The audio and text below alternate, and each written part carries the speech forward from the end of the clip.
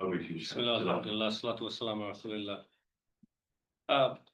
I've tried to jump places. I may have left out, but it's impossible to cover all of it in the time we have.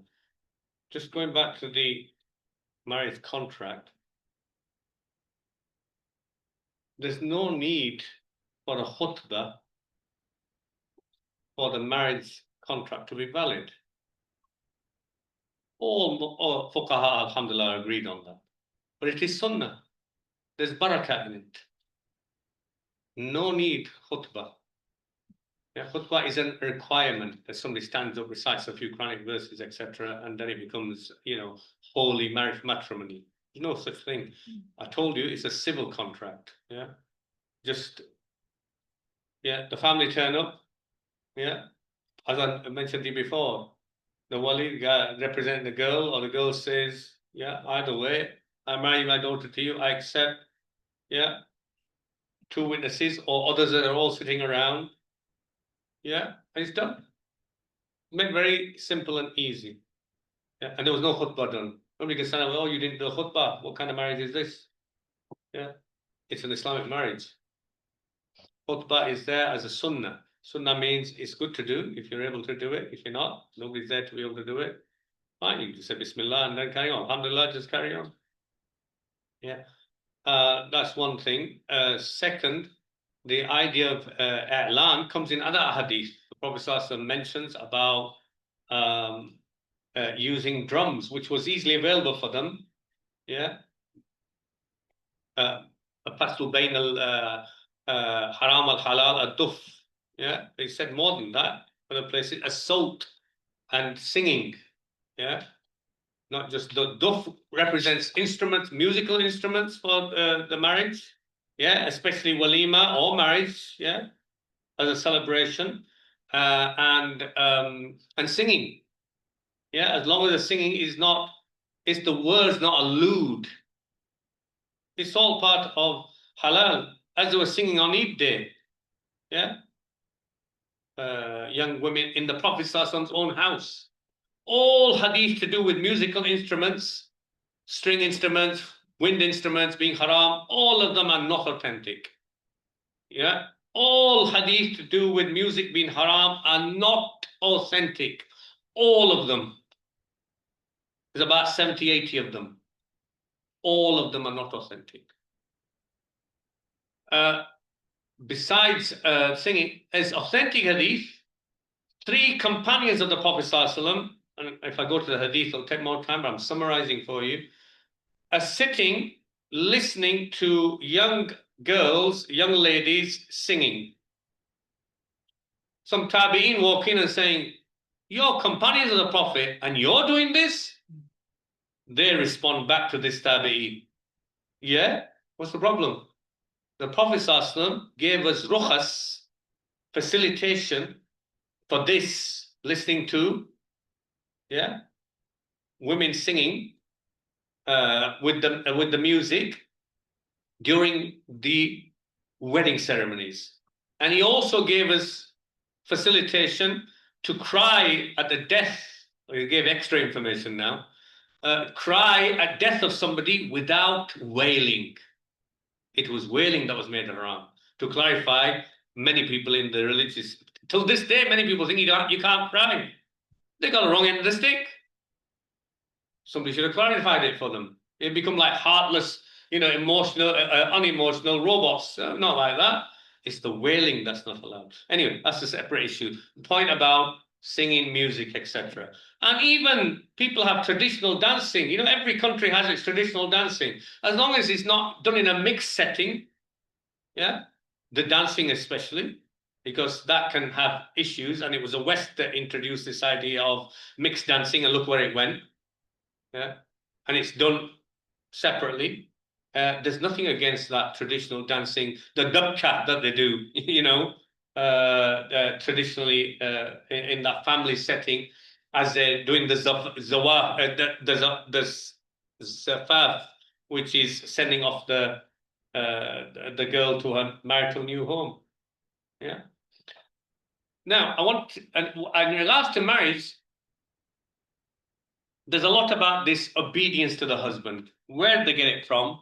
And they took it out of context. Because in one of the ayah, and I won't have time because the ayah, you can speak half a day on this particular ayah, but part of it, Surah 4, verse 34, is Allah subhanahu wa ta'ala says, فَإِنْ أَطَعْنَكُمْ فَلَا تَبْغُوا عَلَيْهِنَّ سَبِيلًا إِنَّ اللَّهَ كَانَ عَلِيًّا كَبِيرًا, at the end of the ayah. And if they then obey you, yeah, superficial translation, then don't find anything, carry on being, negative with them. Tabuhu alayhi nasbina, don't find ways of, being negative. Surely Allah is all high and really big. Yeah. This ata'na here isn't just, you have to take the where it's saying in the context what the rest of the verse is talking about. And it's talking about woman, a wife being sexually indecent with other men, this ayah, which is what nushuz is in this ayah, sexually indecent with other men, and if you want to, including committing zina, but the husband loves her and wants to keep her, because he can easily divorce. And if he does want to love her and keep her, then he goes down a gradation of wa'az. Some people said it's like saying ittaqillah, but wa'az is actually saying, love, look, I love you. This is not good to do. We're Muslims, and it's spoiling the marriage. But wa'az includes all that. You're trying to save your marriage. You're not going to become jabbar and tyrant if you want to save your marriage. Otherwise, just divorce her. So the objective is, in all these, is trying to save the marriage. Then he tries, as Allah mentions in the Quran, وَهْجُرُوهُنَّ فِي الْمَضَاجِعِ. Yeah, perhaps that'll work. A bit of negative, turn his back in the bed and not give her any sexual attention. Tries that. Why all this? To stop her from carrying on being sexually inappropriate with others. Sorry, which bit of the ayah says, implies or says the sexual misconduct? Nushuz. Yeah. But it says. Oh, yeah. And the idea in the ayah, if you look, فَالصَّالِحَاتُ قَانِتَاتٌ حَافِظَاتٌ لِلْغَيْبِ. So pious women, qanitat, they sometimes said obedient to their husbands. No, qanitat means submitting to Allah subhanahu wa ta'ala, not to the husbands. حَافِظَاتٌ لِلْغَيْبِ بِمَا حَفِظَ اللَّهِ. They protect in the absence of their husband, which Allah would want them to protect, which is their private part of chastity. Yeah. And then it says, got it behind me? Yes. وَاللَّاتِي تَخَافُونَ نُشُوزَهُنَّ. Yeah.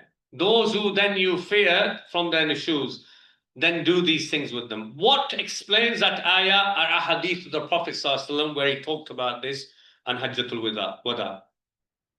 Yeah, and I said I didn't have time to go into all that, but that's in those hadith, Prophet ﷺ explains the nushuz. Yeah, and he says in one hadith, وَإِنْ يَأْتِينَ بِفَاحِشَةٍ مُبَيِّنَةٍ. If they come to you with fahisha, clear fahisha, which is zina, yeah. Another hadith from the same sermon, Prophet ﷺ said that your right over them is la yuqti'na furushakum, yeah, that they do not allow to step on your bed somebody that you dislike. Yeah.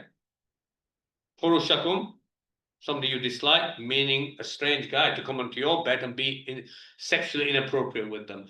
If they do that, then those are hadith mention the same thing this ayah mentions. Yeah, in summary. I'm just giving you a summary. And after that, what does it say? فَإِنْ أَطَعْنَكُمْ. So it's not just if they obey, it's saying now if they comply with what you're trying to stop them doing, which is being sexually indecent outside or committing zina, فَإِنْ أَطَعْنَكُمْ. Now they comply with what you're advising them to stay within the boundaries and keep the marriage, yeah, then don't be negative with them. So it's not general obedience here, this ayah. You take it out of context when you just take the part of the ayah and say, oh, look, it's saying be obedient. Yeah? Obedient in what? The rest of the ayah tells you obedient in what? In protecting their chastity while you're away. That's where it comes, if they comply with that. That's the verse telling you itself. Then there's the hadith of the Prophet ﷺ, in which he says, which is in Ahmad and Nasa'i, and it is a Hasan hadith, and Prophet ﷺ was asked, Soila Rasulullah ﷺ, Ayyun nisa khayr, which women or wives are the best? All, he said, Sallallahu Alaihi Wasallam, Allati tasurruhu idha nazar, the one that makes you happy and pleased when you look at her. Yeah. Wa tuti'uhu idha amar. Yeah. First, let's look at the first one. Which are the best wives? That when the husband looks at her, yeah, he feels happy and pleased.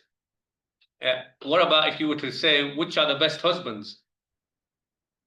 Is it not so that if the wife looks at her husband, because he's also looking after himself, keeping in shape, right? Yeah, it is not saying you're going to go to the gym and look good, and then he sat there with a big belly like that. Yeah, killing flies all day long. Yeah, so he's not looking after it, smelling of BO. And he's saying, you need to perfume yourself and put some nice clothes on. And he sat there burping after the food and wants more food. You understand what I'm saying? It's a mutual thing. She's not going to be happy seeing him, is she? So the best husband, in contrast to the best wife, because it's a mutual relationship, is the one that when she looks at him, she feels happy and pleased with what she's got as a husband, and vice versa. Then it says, وَتُطِيعُهُ إِذَا أَمَرَ, and this is the bit they focus on. And they translate it as, in Arabic and in English, and that she obeys him when he orders her. So he sat there ordering, order. Go and get, and what the example they give? They say, he orders her to get him a glass of water, and she refuses. Yeah, and say, oh, you can beat her now, but she's refused. Yeah, he's given her an order. Let's clarify something. The same word, tuti' or ta'a, depending on who's giving the instruction or the so-called order, changes in meaning. If it is Allah and His Messenger giving the order, we call it an order. And we call obedience in response to that. Because it's coming from a high authority to somebody who are subjects. If mother and father give you an order to do something and you're a child, yeah, you know who's in charge, mom and dad are. Yeah. If the manager, if the head teacher is a position of authority, and the husband and wife both are equal. What they misinterpret when the Quran says that he has a degree over her, yeah,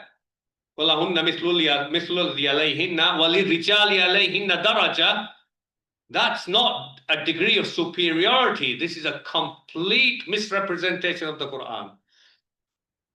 They have rights and duties mutual, but the husband has been given extra responsibility and duty over what she's been given. That came in the ayah I gave you before. Ar-rijalu qawwamuna 'ala an-nisa. What is that extra duty? Responsibility of security of the family and the wife, and he has to provide the financial commitment. So it is not a higher position of superiority on tyranny, but a higher responsibility that is being given. That's the higher daraja. Otherwise, they are in this mutually together. Yeah, mutually together. So when I say to Zareen even, pass me a glass of water, I may add, please, I may not. Pass me a glass of water is a command, but not when I say it to him. Because, yeah, we're equal. I am not a king over him who's telling him to pass me a glass of water. Context. So when I ask him to do that, it is called iltimas in Arabic, and in English it becomes a request. But the same word is used. So I'm requesting him to pass me a glass of water. And when he does what I say, he hasn't obeyed because it wasn't a command in the first place. It's not obedience, it is compliance. Very different words. And mutual. Can a wife ask her husband, darling, will you pass me a glass of water? Is that an order? In language, it's an order. Pass me a glass of water, darling. Pass me a glass of water is an order, but actually it's not an order. It's a request. The language format is an order, but balagha and rhetoric take you to its real meaning because we're equal, husband and wife. So she's requesting, yeah? And if he complies, is he an obedient husband who's done obedience? He's complying. And so this is not obedience done from a higher authority to a lower, but mutual people, and we call it in Arabic mutawaha, which is mutual compliance with one another. And we went back to what's marriage about? It's about mutual, isn't it? And that's what it fits with love and mercy and kindness, yeah, towards each other. Not I'm ordering you, so the best woman is she follows my order, but when she orders me, I say, no, I'm not doing it. I'm not here as a slave to women. Yeah, you can't order me around. This is just nonsense. Absolute nonsense. So to understand this hadith, it applies both ways. Even though the word idha amara means order, but in context it changes to iltimas or request. Okay? Just like in another situation, an order changes to a request. That is with Allah subhanahu wa ta'ala. When we say, رَبَّنَا آتِنَا فِي الدُّنْيَا حَسَنَةً رَبَّنَا وَقِنَا عَذَابَ النَّارِ. Atina, waqina is an amr in language. Oh Allah, yeah, save me from the hellfire. Save me from the hellfire in language is an order. Yeah. Give me good in this world is an order. You don't say you are ordering Allah, do you?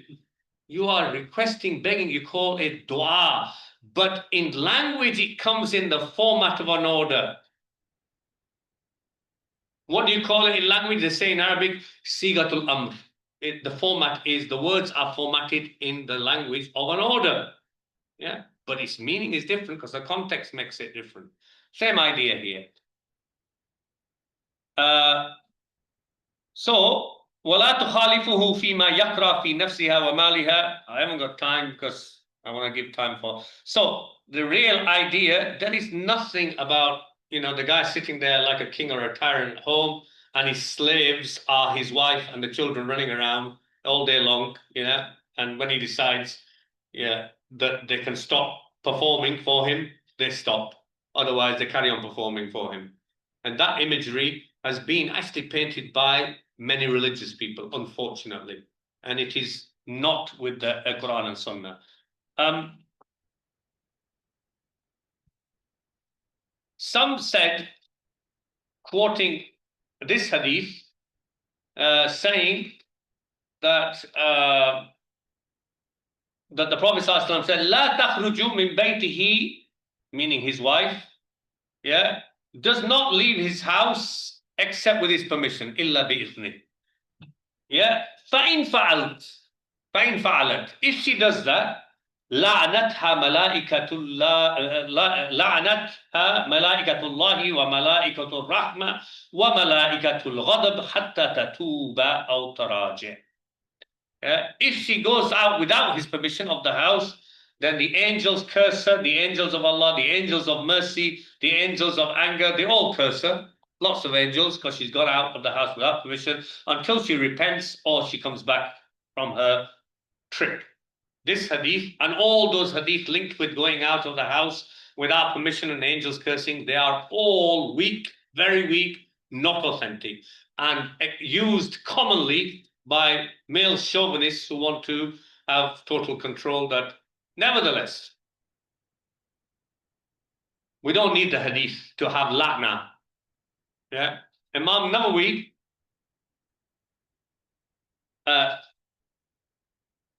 said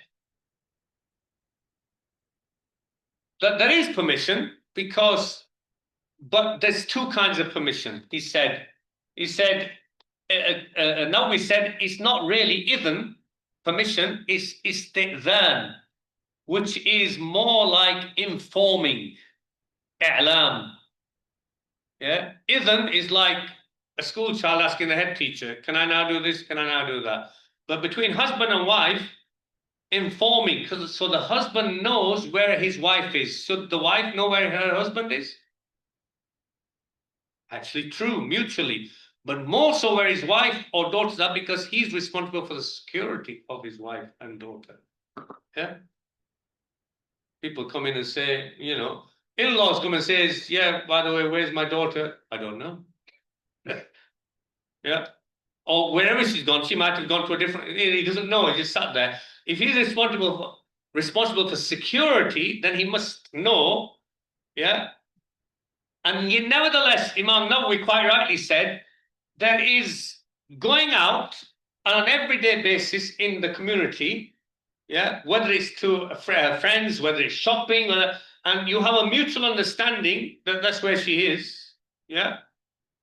And then you have, which is ghayr adi, not the usual stuff. She's now traveling to a different country or going to a different town for a few days. Surely the husband needs to be aware that she's doing that. And he said that's where it really applies. But even then, it's a mutual discussion between husband and wife and being informed, yeah, which is part of the duty.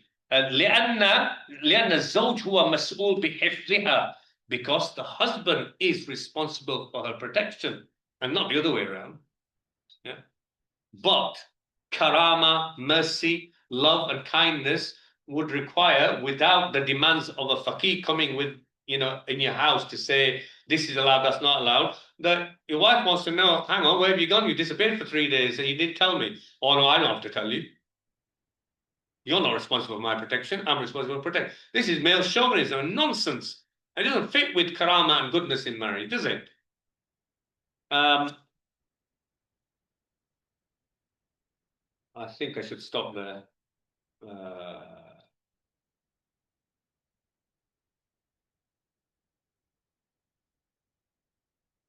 No, last thing I do want to say. In-laws. Mother-in-law never becomes the mother. There is only one mother. Yeah, you can have a foster mother. In the Quran, it's foster mother. But the blood mother is the only mother. Mother-in-laws never become the mother. Yeah. And daughter-in-laws or son-in-laws never become the real sons and never become the real daughters. That's very important. Some people in culture use these kind words, but they become used in an abusive sense. For example, she's now our daughter, and then the other advising, forget about your own parents now, these are your parents. Yeah, she's become our daughter now, no longer their daughter. This is nonsense. Because you're taking away a daughter's responsibility of birrul walidain from her. Birrul walidain is bir and righteousness and good behavior, walidain, to her parents, not to the husband's parents, and neither for the husband to the woman's parents. But birrul walidain is straight after ibadah to Allah. That's why I mention it there. However, I'm not saying that the mother-in-law, the father-in-law doesn't deserve respect and kindness and good behavior. We say that about good akhlaq to strangers, that we as Muslims should set the best character, don't we? Isn't that right? We say, no, not just strangers, to non-Muslims, to the environment. What about the husband and what about the mother and father of the husband and the mother and father of the wife? Don't they deserve good behavior? Not at the level of your own parents. Nobody can take their position. Let me make it absolutely clear. Okay? But it's mutual. Yeah, it's mutual. So if the in-laws are nasty with their daughter-in-law, right? Nasty, Yeah, don't expect she don't have to come and serve them or be nice with them. She can be forgiving once, twice, 3 times, and they carry on being nasty because they feel they've got the authority because she's married to their son, right? Or they use the son against the wife, as often can happen as well. All that, because remember I said it's mutual. Mutual means that their in-laws themselves, the mother and father, should also see this is the daughter of our son and our daughter. How would we want her to be treated by other in-laws? Now, if they put that in their mind, actually, how would Allah want us to treat any other human being? And she happens to be the daughter-in-law, the wife of our son. So she needs special attention and more love to make her feel welcome in our home. Yeah, so that needs to be done mutually.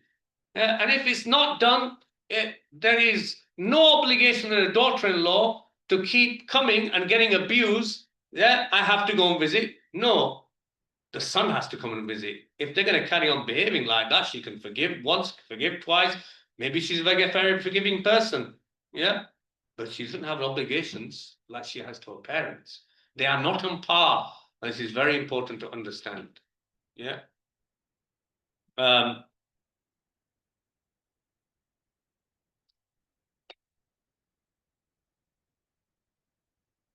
I think that's yeah, I'll leave it at that. Well, thank you, Sheikh. Right, we shall have move to questions. There have been quite a few questions online, and some people have been waiting around for quite some time. So actually, I'll go with the online questions first. So I'm taking them in the order that they were sent, but Sheikh, please answer as you see fit, inshallah. First question is: if a man marries a woman but had no intimacy with her and asked her to leave his home, and he told her the marriage is broken but doesn't give talaq, one of the reasons is to traumatize her, so she gets mentally affected, and the second, not to pay her mahr. 3 years passed, and he doesn't want to contact her either, and he asked his mother and sister no to have any contact with her. So what's the ruling in that context? Sorry, I'm reading verbatim. It's a little bit broke. Yeah, this is not for this gathering. She needs to go to an alim to get a fatwa, basically, because this is not a marriage. This is abuse that's going on clearly. So I can't give an answer. Details have to be discussed with both the husband and the wife by whoever the mufti is or Sharia council, and they come to a conclusion, and they can actually do fasq, which is annul the marriage. No. For the information we have there, that's what should happen, but I don't have the information. We're hearing one side of the story as well, and things need to be clarified, and it needs to be specific to who it is. Yeah, this is a fatwa kind of situation. Exactly. Not right? Or it might be legally married, even if she takes it to court. Yes, if they're married in this country, yes, you can take it to a solicitor's to court. Okay. Exactly. And get it annulled from the government. That kind of marriage. So, any questions from the floor? Do you want to come up and just ask? Any questions? Or do you want to say the question? I can repeat it to Sheikh. I'm sure you'll hear it. Okay. Yeah. So I'm curious, because obviously I've heard very much from other Muslim speakers about the not tyrant, but per se, but let's say decision maker, if you want to say, right, coming towards the man, and as part of being a provider. So now I'm understanding that that's not the case. So, but now we have like an issue, like in society, for example, where you go to work for a boss or a manager, you go, yes, boss, yes, sir, yes, boss, yes, sir. But you come home and it's mutual, and so there's no need to listen to the husband at all. I can just ignore everything he says, and there shouldn't be any respect. So what would you say to that? That actually there is something there that to make it mutual, that we're actually going to treat each other with respect, and rather than treating others outside with more respect than actually on our own hand. If that makes any sense. Like, what do you think about that as an issue? Yeah, it's just something. I mean, I think you answered it yourself, because it's a mutual thing. And when it's mutual, then the wife can't really say, I don't need to listen to what he has to say and stuff. I can do whatever I want. There's nothing mutual about that. That's her being one-sided, going to the other extreme. In some of the decisions, if he's, for example, the breadwinner, which Islam makes him the breadwinner, then he consults with the wife, but he's got a job and he's going to provide for the family. And if he has to make a decision, he consults, but finally, if he can't get a job where they are, for example, and he can't get any income, he has to move somewhere, right? Wife may not be happy to move there, but he's got no choice. He's got to provide for the family. So it sways towards him then more because he's the one who's going to provide the finance. Yeah, because that's his responsibility. Yeah. And similarly, if it's linked with security, for example, and the area's not safe, yeah, in his opinion, yeah, you can have a consultation against, because consultation, everything, even with children. But he'll have more say in that because it's to do with security of his wife. Yeah. In all other things, it's a mutual, you come to an understanding, you come to a conclusion, you want to do it together, really. Isn't it?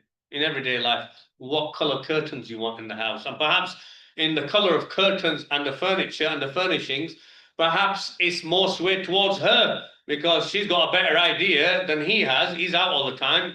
As far as he's concerned, he can live in anything, and the decision sways more towards her. If he's got any wisdom, let's say, look, you're here, and family, I'll leave it to you.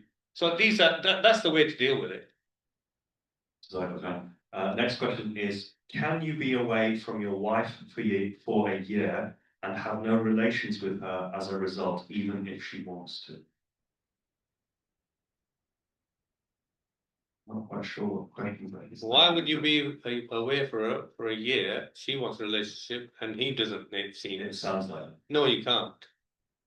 Because Allah subhanahu wa ta'ala is called Ila. Somebody said, I'm going to separate from my wife. Then 4 months has been given as the limit. 4 months. Yes, 4 months. And either he gets back with her, yeah, he can come back before the 4 months, yeah.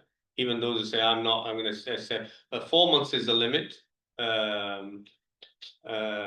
me say, no, yeah, 4 months, and within that time he's got to come back or he needs to divorce her. And does that also apply if the job requires him to be away for the year's period, or should he make special dispensation to see? No, because he's not doing it out of he doesn't want to be with his wife. He needs to discuss it with his wife as well. So there's no limit set there, Yes. How long he's away. But in the end, what did we talk about before, about the natural desires of husband and wife, and he has to not only take his desires into consideration, but the wife's desires into consideration, yeah. Interestingly, you just reminded me with that, there's an old book called Dhamm al-Luwa, seeing people of Lut, homosexuals, in a negative light and blameworthy. In that, it mentions that, and it's authentic, Shaykh Abdullah says this report, Hasan al-Basri, rahimahullah, who died in 110 Hijri, Tabi'i, Faqih, scholar, great and famous scholar, same time as Ibn Sirin as well, was asked about a man who's away from his wife on work, and he's there for a long time away, and his sexual desire is affecting him, and he takes his hand and basically masturbates. That's what the hadith says. And Hasan al-Basri said, there's no problem with that. Then he was asked, what about if his wife is missing him and he's away a long time? He's absent from home, and she's got desire as well. And what if, this is from a very old book, and I'm not making it up for you, I'm telling you as it is. Hasan al-Basri's, I've told you, he died in 110 Hijrah. And she takes in her hand mithalan, which for today will be a dildo-like object. You know what dildo is? And she uses that to rub herself and relieves herself Hassan al-Basri said, there's no problem with that. Any more questions from the floor? Brother, the man, please. So just got a quick question on about looking at the woman before you marry. Because I know Yes. you said that it's agreed that you can look at the face and the hands, and you also recommend the hair as well, and some evidence of the lower index. But my question is in general, I know you mentioned quite a few like different opinions on it. My question in general, what would you recommend that you look at in a woman if you're seriously considering, you know, marriage? Okay. Notion. The Sharia, as I said, gives no limits really, to be honest, because the hadith that they use is the one where the Prophet ﷺ said, look at her, whatever from her attracts you to wanting to marry her. That's why they go down that road. As I said earlier, I think the minimal is hands, face, and request to look at her hair. But she can say no. Yeah. It's been recommended to look at that. Beyond that, I don't think it's a haram and halal issue. It's about etiquette. Okay. And more inclined in some ways to Al-Awza'i's opinion and Ibn Hazm and Dawud al-Dhahri's opinion of no limits. But practically, I think respecting the society that we live in, I would say that kind of thing. Yeah.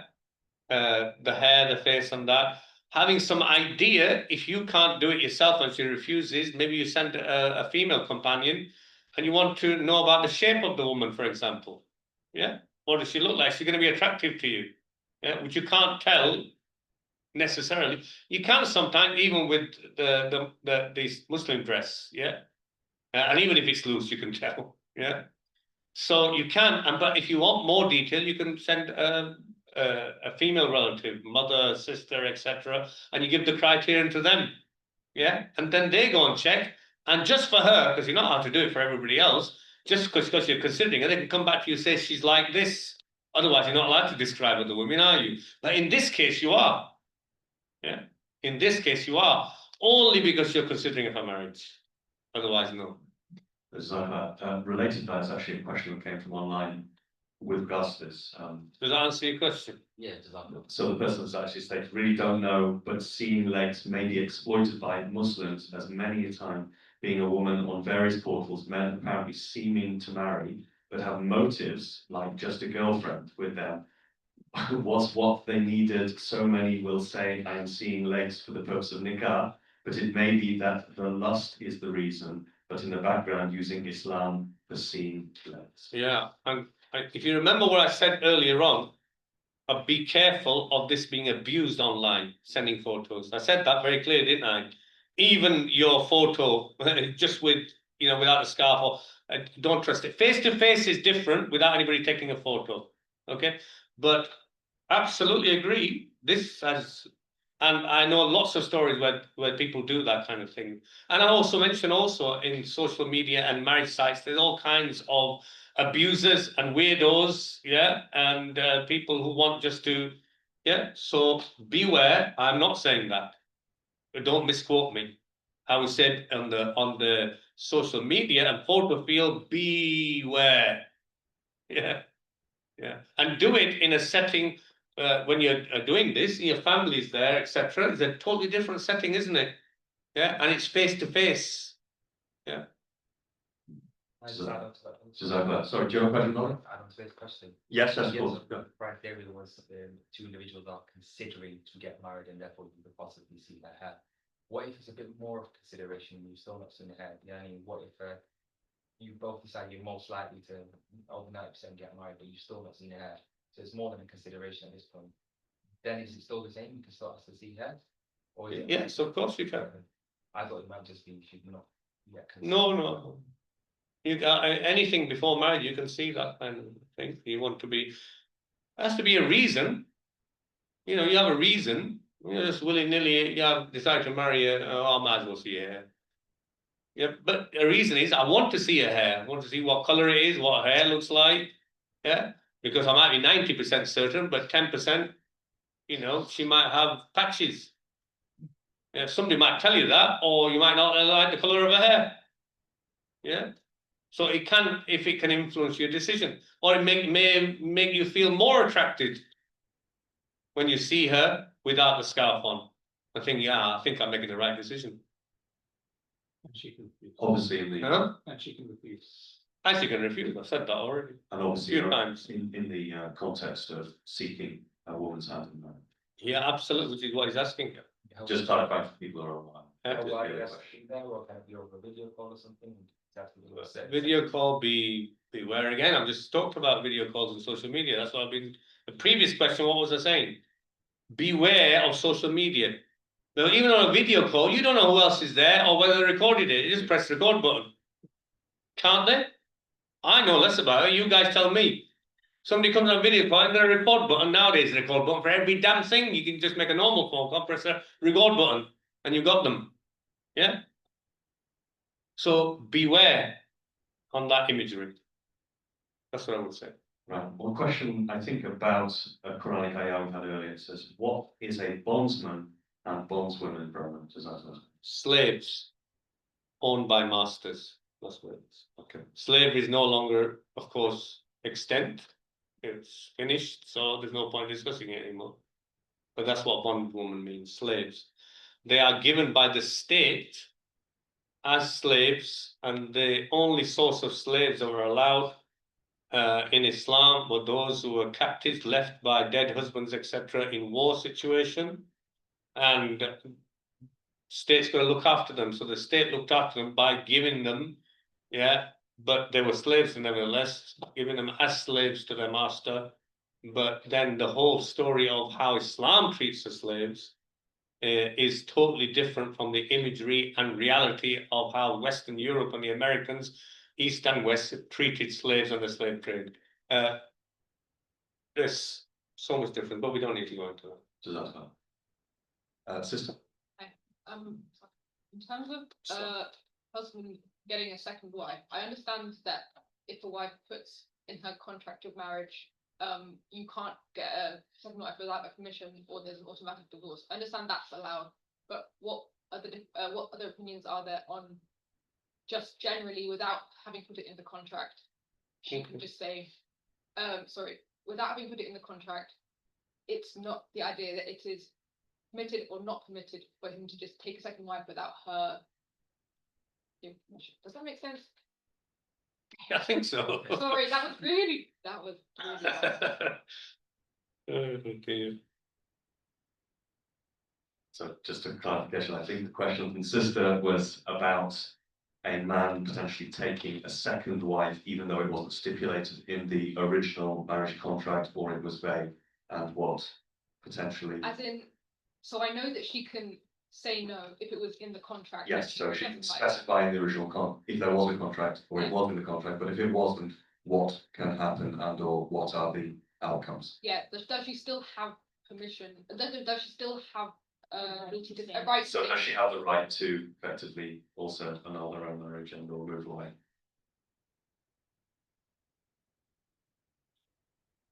Okay.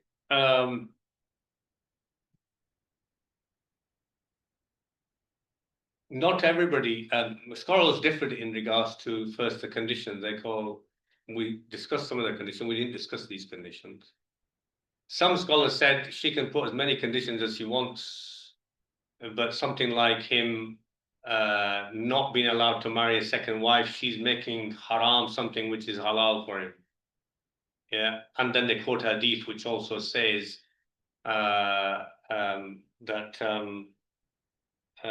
accept that which is, yeah, that the conditions need fulfilling, except those which make halal haram and haram halal. Okay, but that bit is not authentic in hadith, but the meaning is correct.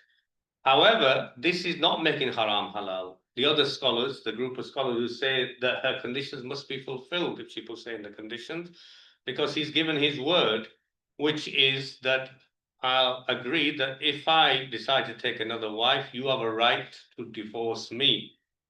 Yeah, not that it's automatic dissolution. You can't automatic dissolution.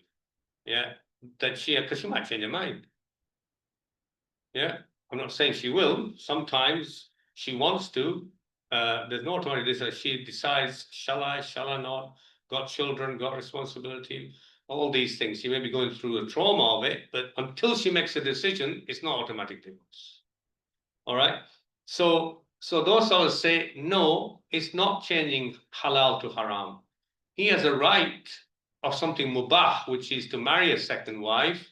Yeah, but he's stipulated that if he does that, that's the consequence. He's not prevented. He can get a divorce and marry the second wife. Yeah. So the position of marrying second wife is still mubah.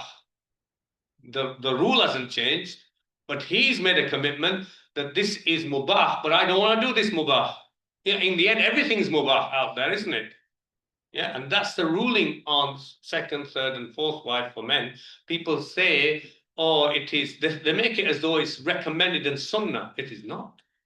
The Quran has made it mubah. Yeah, permitted, with a proviso. Allah subhanahu wa ta'ala says, when he's mentioning it in regards to yatama, some people say, oh, it's only to do with orphans. No, it's not. Yeah, not to do with that. And here, when we look at Sabab al-Nuzul, Umm Aisha explains that they wanted to marry some orphan girls are looking after, but they don't want to give them the proper mahar. Yeah, they want to be just. Yeah, because I think they can get away with it because she's a yatima or something, and I'll just marry her.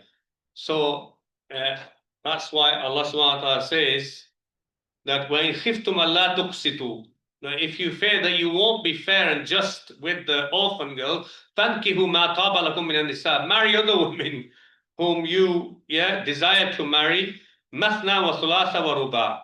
Yeah. Mathna wa thulatha, rather a big debate on the meaning of that, but only the people who were deviant went into the wrong meaning of this.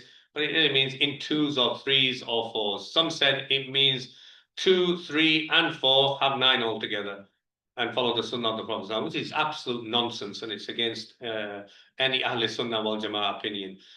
And then it says, فَإِنْ خِفْتُمْ أَلَّا تَعْدِلُوا, but if you fear that you're not going to be just between them, فَوَاحِدَةً, stick to one.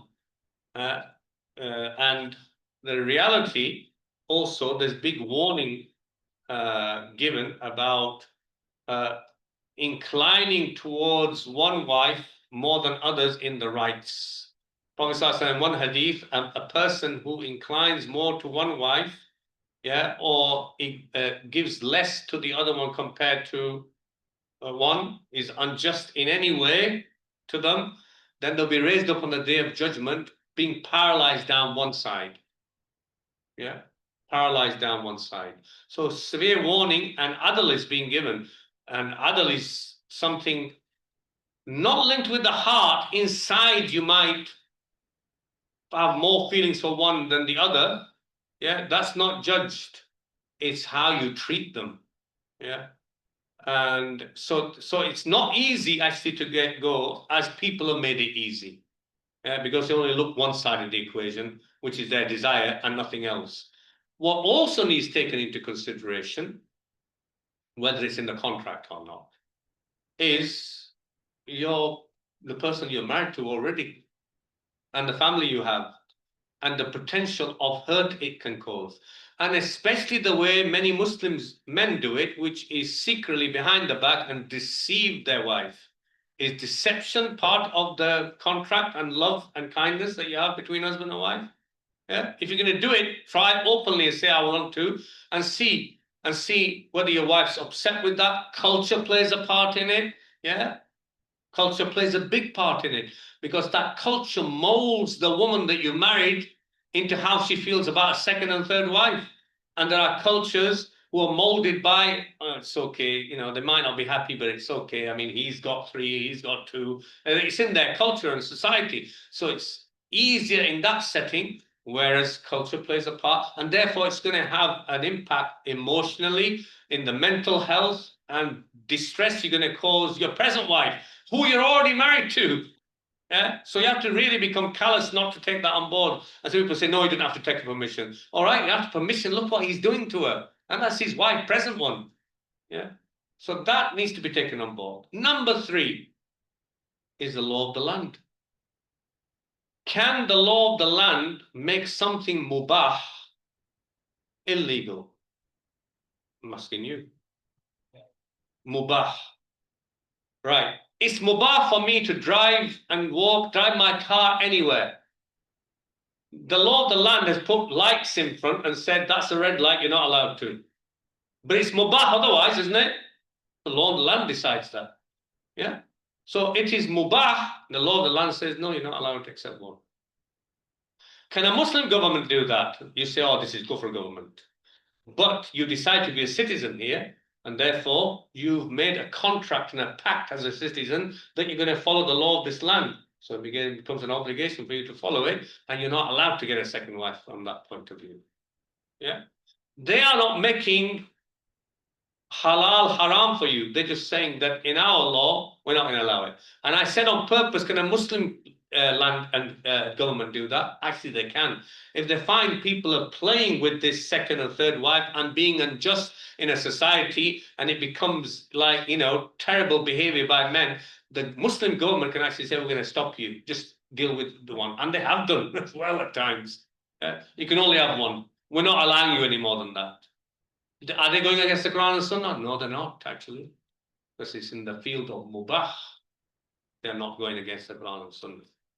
And to the extent people mess about with divorce, and men who are being given the right of uttering divorce and women haven't, yeah, because they were treated by the Sharia as men of qawama and of stability and calmness, no, not going to become emotional premenstrually, yeah, and just utter divorce, divorce, divorce. That's how they were treated. If they now become fickle and play with the women and use it abusively, left, right, and center, divorce, divorce, divorce, can the government take that right away from them? Yes, it can. I'll tell you why. Because Umar took the right away, in a sense. In the time of Abdullah Abbas says, when a man utters 3 divorces, one after the other, talaq, talaq, talaq, I divorce you. At the time of the Prophet ﷺ, Abu Bakr, and I think 6 months is said, or some months of Umar's time, that was only counted as 1 divorce. Even if you say one after the other, 3 times, 10 times, 20 times. Then Umar said, so if you're going to do that, I'm going to treat it as you divorced the 3 times. He did it as a government, as a punishment for they were abusing the thing that they're being given to use and apply carefully. Egypt has passed a law that for a man to get married to a second wife requires you to go to court and the Qadi to ask permission of the first wife. So that's the legal requirement. I agree. But I think his sister's question was, if you don't have any conditions, Yes. what can she then go for divorce even without a condition if her husband sees any? Of course you can. But can you just have the right to say no? No. Like what? No. No. The no, it depends on what you want to take on board. You can't stop him just because you say Yeah. no. Yeah. Yeah. But he's not bothered about your feelings in the end. Your no means I'm really upset. Why are you doing this? Blah blah. This is going to do this, that, this. I'm under distress, etc. Don't do it. So he hasn't taken it all on board and goes ahead. Yeah. Your no is not going to make any difference. Your no cannot stop him to do the mubah. Yeah. But you take him to court and ask for divorce. Okay. Which is just like the condition you put in. Yeah. Yeah. Okay, question of clarity from online.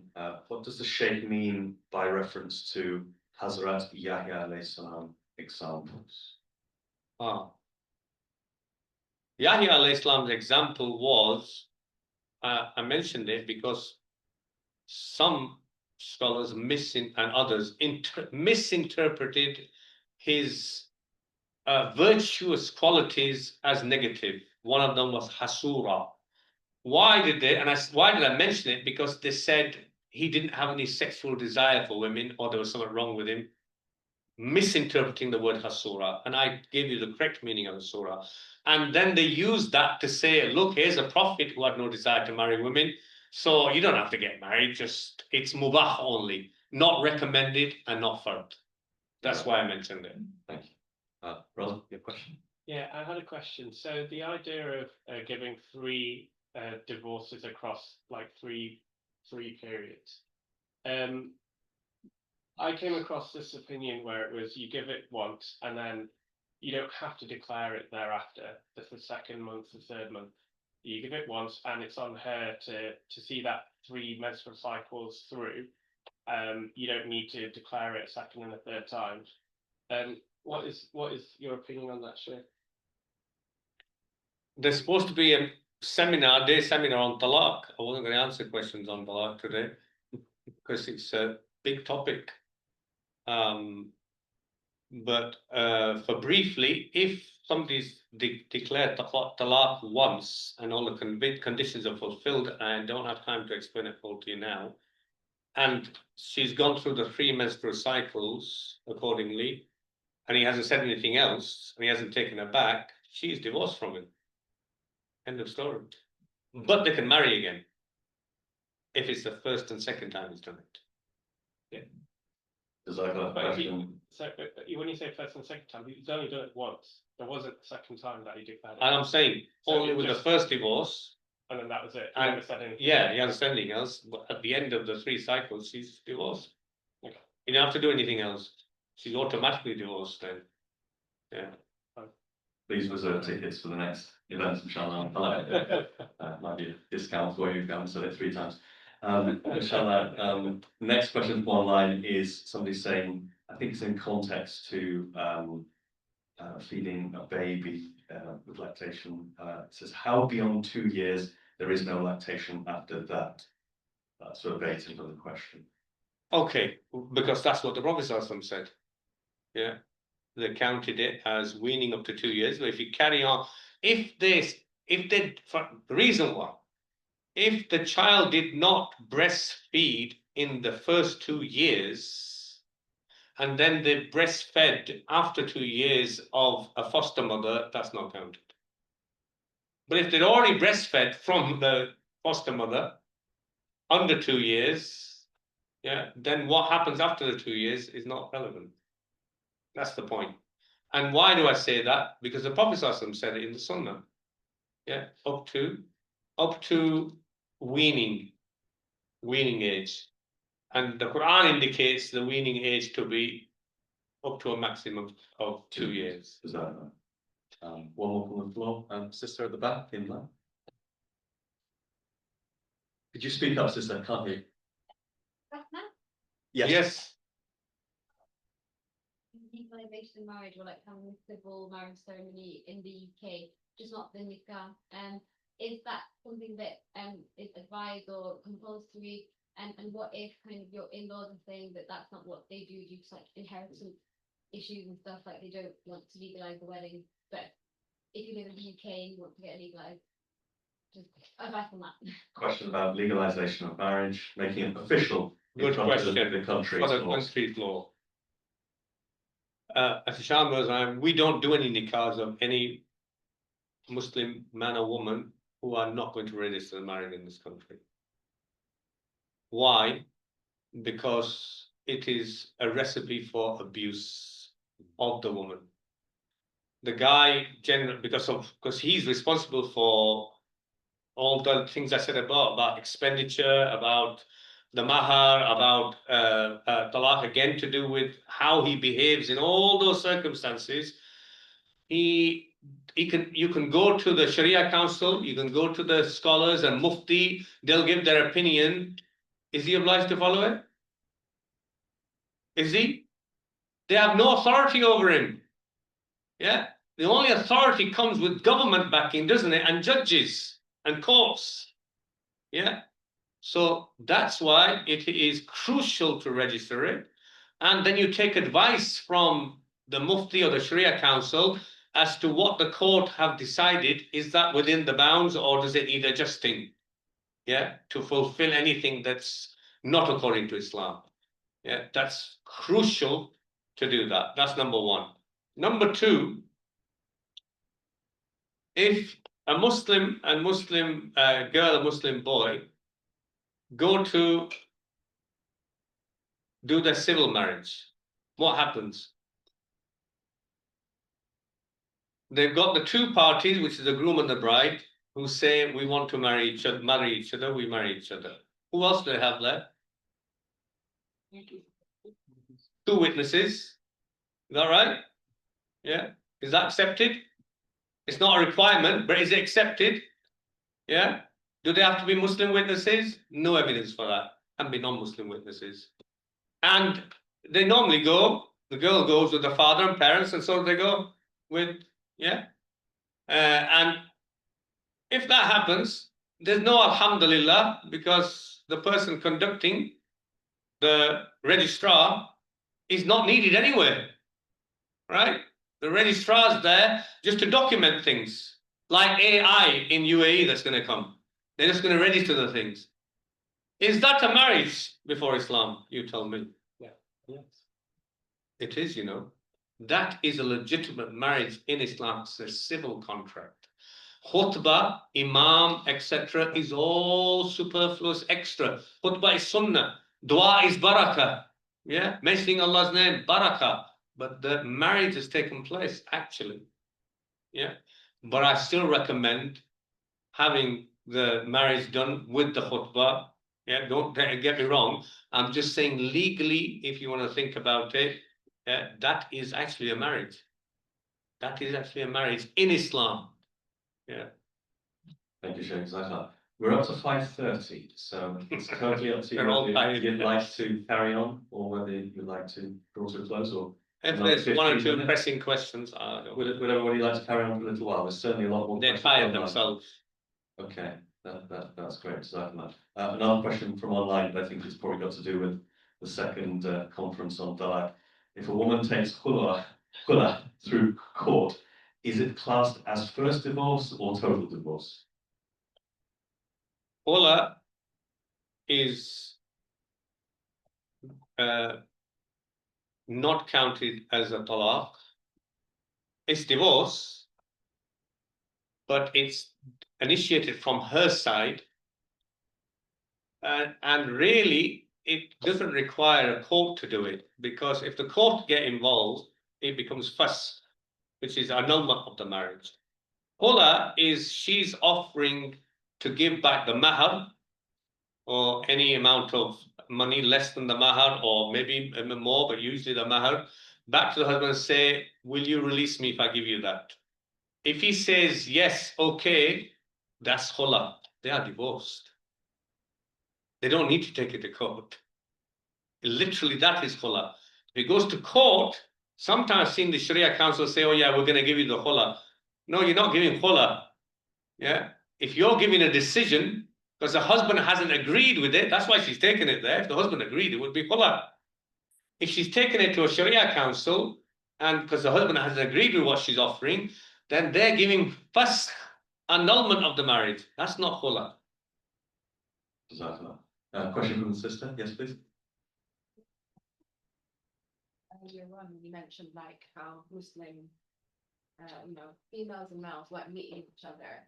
So like, what's the other like in a gathering? Because like, I don't know, like in my culture, I'm like Sudanese, and like there's a lot of mixed gatherings, right? But then it can be a bit like where I'm like, where's the line that draws it where it's like acceptable? Because sometimes it can be a bit blurred. Like, is it when people come together as a purpose? That's it's okay. Like, for example, today, like we're in a lecture, or like if 2 families are getting together for a marriage, like to get to know each other, like for marriage purposes, or because they're doing something for a charity, or like where's the line, and like how is that drawn based on? Good question. Just again for everybody online, question about mixing and appropriate context of mixing, whether it has to be for a purpose or otherwise, and even cultural.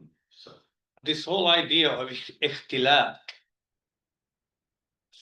some scholars talk about, or plenty of scholars talk about nowadays, ikhtilat in Arabic mean mixing, is not something from the Quran and Sunnah. The word itself is bid'ah, in my opinion. It is an innovation, yeah, that they brought up from their minds of this theoretical dividing line. As I said, Prophet ﷺ society, very natural, except for the Prophet ﷺ's wives. They were screened. They were screened because they were never going to marry again after the Prophet ﷺ, anybody. So they were screened, nobody else.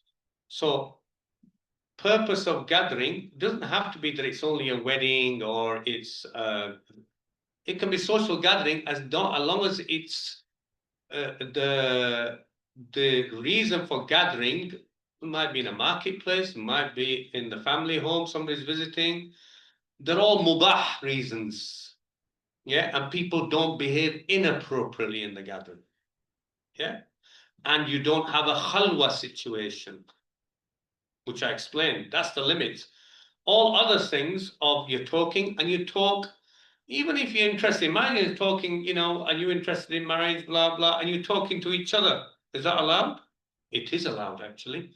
But the idea is don't progress things. If you are interested, try and involve the families at an earliest possible time, yeah, before feelings get involved, etc. Yeah, and sometimes even if feelings are getting involved, you don't say, well, that's it, you've done wrong, bin it off. Yeah, it's not haram or halal issue. Again, even then, it's a recommendation, remember, to involve the wali. Yeah, mandub, recommendation, so that they can look at that and a recommendation for involving families, boys and girls side actually. Yeah, because that'll just make the process smoother and better for the two people who want to get married. So the line is not inappropriate talking. Yeah, and inappropriate talking isn't talking about marriage even. That's not inappropriate if you're interested in somebody. But lewd talking is inappropriate. Yeah. Swearing and talking about things which are sinful. Yeah. Those kind of things. Otherwise, general chit chat, how's the weather today? Yeah, etc. etc. Yeah, we do that in everyday life anyway, don't we? Cloudy. Yeah. No, exactly. And quick fire, I'll just try and get through some of these quickly, shall I? I appreciate we're quite tired now. How can Muslim men marry Christian women as they do shirk and believe that Jesus is son of God, na'uzubillah? And second part of the question is, what are Sabians? So, What are Sabians. Sabians? Or Sabians. Oh, we didn't cover the issue of Sabians. Actually, Sabians, as the Quran mentions, there are so many different opinions amongst fuqaha and mufassirun because nobody actually knows what Sabian means. I'll be honest with you. There is not one single clear-cut answer of who Sabians are. If you look at mufassirin or different tafsir, they'll say somebody said it's this, somebody said it's this, somebody said it's this, somebody said it's those who change their religion to become monotheists, somebody said those who used to live somewhere there. Yeah. There is no clear-cut answer. So my answer to you is Allahu alam. I don't know. Allah only knows who they are. No point in giving. There's lots of opinions. You'll find them. And as far as why, despite the shirk, because Allah gave permission, and this idea of they're doing shirk, we discussed that with opinions of even some of the Sahaba. Ibn Umar has this view. What bigger shirk is that somebody says that Jesus is God. Yeah. But he doesn't say that it is makruh or haram to marry a Christian or Jew. He can't, because Allah gave the allowance to that as an allowance. Permission, mubah, not recommendation. Yeah. Sheikh, could it be because at the time, Prophet ﷺ, perhaps the Christians were more Unitarian, because Trinity, as far as I know, didn't come in for nearly 300 years after Isa alayhi salam. Yeah, that's before the Prophet ﷺ. Absolutely. Yes, and right. No, it is not so, because Allah is mentioning in the Quran the Christians saying Thalatha, yeah, he's mentioning them as Trinitarians and believing in Jesus as God. Allah is mentioning it in the Quran. So no, some people use that argument, oh, they were Unitarians, that's why. No, it wasn't. Otherwise, all these Sahaba and Imam Malik wouldn't have had an issue. Yeah, they had issues with it. Yeah. So I said to you, the best I can think is if the husband is responsible for the household of expenditure, security, etc., and it seems to be taken with the proviso that he says my children are to be brought up as Muslims, otherwise he's going to be held responsible anyway. That's why Imam Malik says, how can you? Because she's going to bring them up as Christian or Jew. Yeah. So he's trying to put you off the idea. And why Abbas, perhaps, I said to you, perhaps in a Muslim setting, there's a Christian family and one Christian woman who lives in the area, you want to marry her, it'd be a different scenario. Yeah. So, but nevertheless, why? Because Allah allowed it. Another question here about lactation and breastfeeding. What about when you give your breast milk to the hospital for premature babies? What's the ruling for this? Because you wouldn't know who these children are. Yeah, you have to be careful because, yeah, for us, we have to be careful with these things, giving anonymously. Yeah. I mean, what about sperm banks? Are we into all that as well now? It's nonsense. We don't accept that. Yeah. It's not that we not give breast milk. You can be a foster mother to somebody, but don't give it to banks and things because it becomes a grey area for us. Yeah. I don't say it's haram, but it becomes a grey area. It could potentially cause us problems in the future because we've done it as anonymous things. Whereas breastfeeding for the Muslim Ummah, it's not anonymous. You know which child you breastfed. So, any other quick questions from the floor? Sister again on the front. Hi, sorry, it should be quite quick. So you're talking about a person who had fornicated and then does Toba and they can be called chaste. Yeah. What if, for example, a woman is looking to marry, but she is very adamant that she would like to marry someone who hasn't had a past? Yeah. Does she have? Is it valid for her to try and ask? No. Okay. Not allowed, and not the other way. The asking is haram. She takes the person as they are valid, and he or she mustn't divulge. Yeah, they can generally talk about, you know, I was in the wrong way before, blah blah blah. You know, I did Toba. I'm back on the deen. How long ago it was that long? Now you don't go nitpicking. What did you exactly do? How many people did you do it with? Blah blah. Yeah, this is not right. I'll tell you. Nearly all scholars will give you the same answer. This is satar and covering over. Yeah. And you have to take at face value what you've got in front of you. Can you ask that very vague? As in, like, have you had relationships? No. Okay. Just a second, sister, one at a time. Next question. I gathered adopting children can't have inheritance. Is that correct? No, they're adopted children. But they can have part from the up to a third of your inheritance. You can give part from that to adopted children. You can give it to anybody. No. Sister, back to you. Hang on, what's inheritance to do with our topic today? Come on, this is. With Kareem's question, it was like if, for example, when it comes to like STDs though, Yes. are you able to ask to get tested? Yeah, you can do that. Yeah, things you can get tested. You can test for, can this person become pregnant? Are they fertile? Yeah. Cousins testing to see if they've got any recessive, because cousins are allowed to be married in Islam. Yeah. But it's mubah. And anything from hadith which has been mentioned about it being leading to people with low intellect, etc., there's nothing authentic about it. Yeah. They're all statements or weak hadith. However, because it's mubah, if science and the society now, through research, find out this is causing serious problems, can the government prevent cousins from marrying? Back to that same old question. Yes, they can.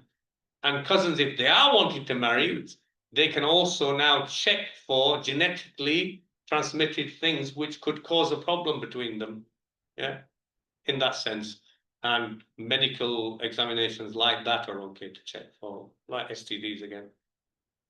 Okay, a couple of questions online. I think the first one's really answered itself. Is Sheikh saying Muslims can marry non-Muslims? Is it halal? I did say that. No, you didn't, so I was misquoting. Second part was, can a man marry a woman without witness and the nikah is valid? Is that what the Sheikh is implying? No, if you listen back, what I recommended and said, that it is not a condition to witnesses, but I believe that it should be announced. And if that announcement happens to be with 2 witnesses, I'm okay with that. Okay? But announcement is necessary so that people know I have got married, as it were, in that sense. And you can do the announcement if the 2 witnesses are not there at the actual marital contract where I said but you announce it afterwards that we got married, yeah, that's acceptable. Any other questions? Sister again, bye.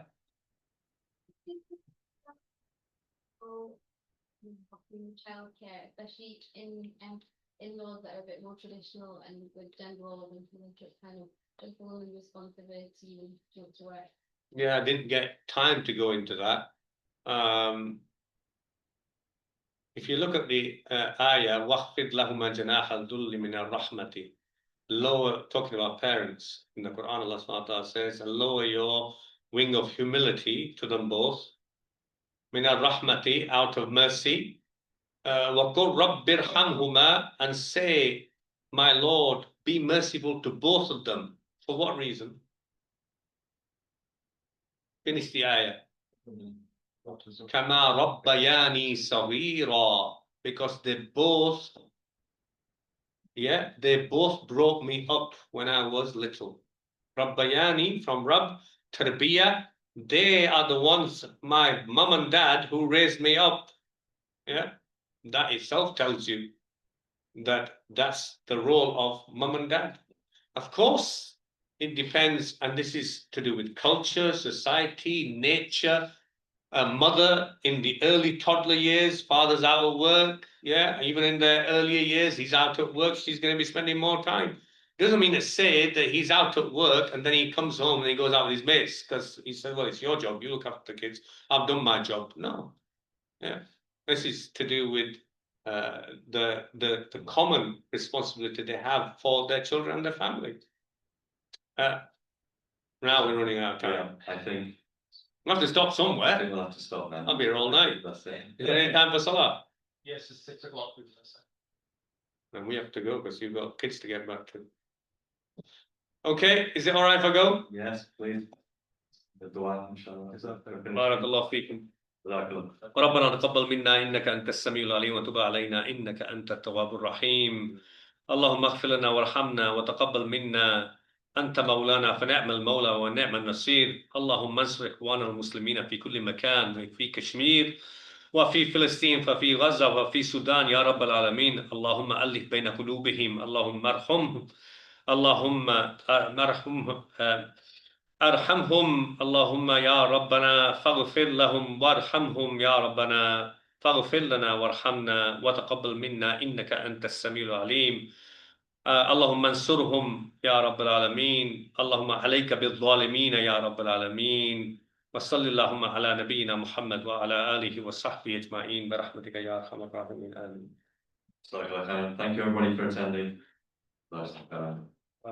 السلام عليكم.